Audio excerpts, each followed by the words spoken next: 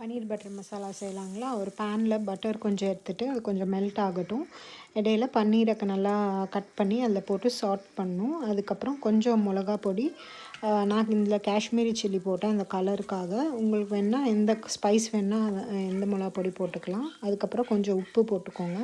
உப்பு போட்டு நல்லா சாட் பண்ணிடுங்க. உடையாத மாதிரி கொஞ்சம் மைல்டாக லோ ஃப்ளேமில் வச்சு சாட் பண்ணிவிட்டு அந்த இதை எடுத்து தனியாக வச்சுருங்க ஒரு பிளேட்டில்.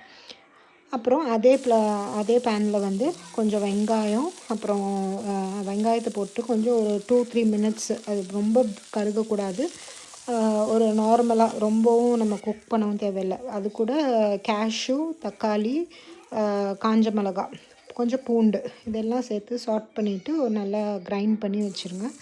திருப்பியும் கொஞ்சம் பட்டர் போட்டு அதில் ஜீரகம், பட்டை, கிராம்பு, அப்புறம் பிரிஞ்சி இலை போட்டு அந்த அரைச்ச விழுதை அதில் போட்டுருங்க. அப்புறம் கொஞ்சம் உப்பு சேர்த்துக்கோங்க. நான் அதில் கொஞ்சம் ப்ரௌன் சுகர் சேர்த்தேன். திருப்பியும் உங்கள் காரத்துக்கு ஏற்ற மிளகா பொடி சேர்த்துட்டு அந்த ஃப்ரை பண்ண பன்னீர் இதில் போட்டு நல்லா மிக்ஸ் பண்ணிடுங்க.